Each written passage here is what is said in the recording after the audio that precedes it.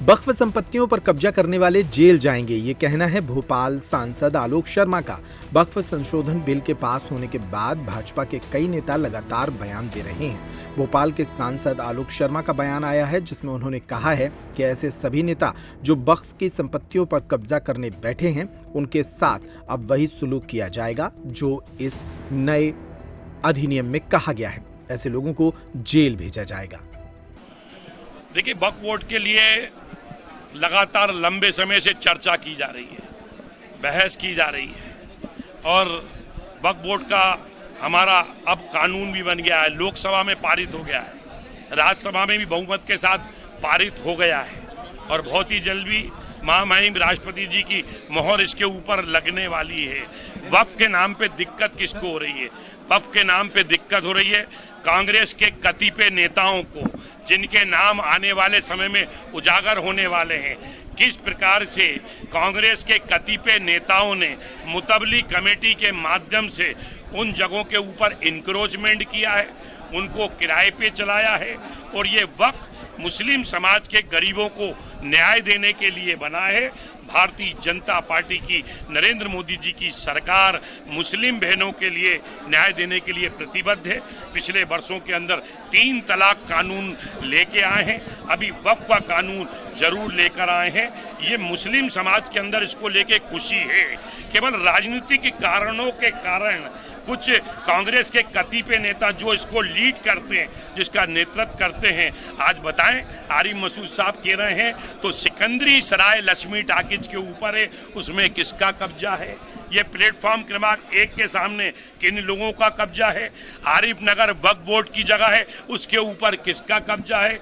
कौन कौन लोग अवैध रूप से चोद वसूली करते हैं? मैं भी भोपाल का बर्रूकट भोपाली बेटा हूं। कई मुस्लिम समाज के नौजवान आते हैं, कई माताएं बहनें आती हैं और वो वक्फ के नाम के ऊपर जो उनके पूर्वजों ने जो जमीन दान दी है उसके बारे में चर्चा करते हैं। जिन्होंने किराए पे लिया है वो लोग चर्चा करते हैं। कई लोगों ने इसके ऊपर फर्जी इनायत हिब्बेनामे भी भोपाल के अंदर बनाए गए हैं। आप उठाकर देख लिए, आप नवाब सिद्दीक हसन साहब नहीं हैं, परंतु नवाब सिद्दीक हसन साहब का तालाब देख लीजिए, मोतिया तालाब देख लीजिए, किस प्रकार से उसके ऊपर इंक्रोचमेंट किए गए, किस प्रकार से रातों रात नर्सिंग होम भी बना दिए गए हैं। मुझे लगता है कि जो हमारा एशिया की जो सबसे बड़ी मस्जिद कही जाती है, ताजुल मस्जिद के पास के जो 3 सीढ़ी के तालाब हैं, आप मुस्लिम समाज के नौजवानों से पूछिए तो इंडिविजुअल एक भोपाल का मुस्लिम समाज का व्यक्ति तारीफ कर रहा है। जब समूह में आते हैं तो राजनीति है,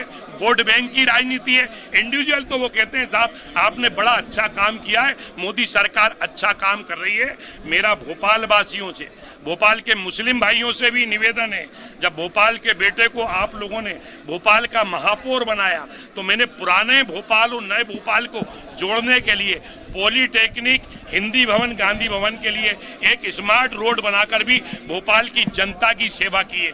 उस समय भी रोड बना रहा था तो कांग्रेस के एक नेत्री हैं, नेता प्रतिपक्ष हैं, उन्होंने विरोध किया कि साहब वो सड़क भी वक्फ की है, मतलब सब्जी मंडी नगर निगम म्युनिसिपल बोर्ड के खसरे चढ़े हैं, उस पर भी वक्फ का बोर्ड गाड़ दिया।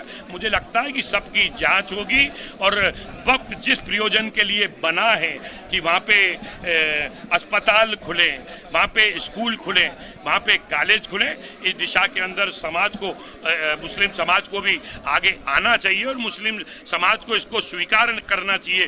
जो काम प्रधानमंत्री नरेंद्र मोदी जी की सरकार अच्छे काम कर रही है, प्रदेश में डॉक्टर मोहन यादव जी की सरकार बेहतर काम कर रही है, उसकी तारीफ होना चाहिए और निश्चित रूप से हम जनता के बीच में जाएंगे और जनता के बीच में जो बेहतर सा पक्ष है, अच्छा पक्ष है, वो भी जनता के सामने आएगा। अब किसी को भी गरीबों की वक्फ की जमीन पे लूट खसोट करने की इजाजत नहीं दी जाएगी। कानून बनेगा। जिन्होंने वक्फ के नाम पे भ्रष्टाचार किया है, चोरी की है, लूटपाट की है, अब उनका स्थान भोपाल के तलैया थाने में नहीं होगा, भोपाल के हनुमानगंज थाने में नहीं होगा, भोपाल के कोतवाली थाने में नहीं होगा, भोपाल के साजनाबाद थाने में नहीं होगा।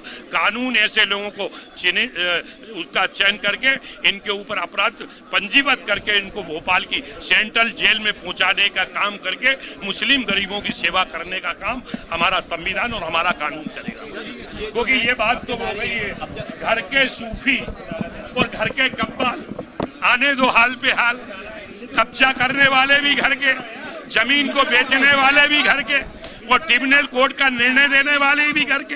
अब संविधान बन गया है, अब ये नहीं चलेगा।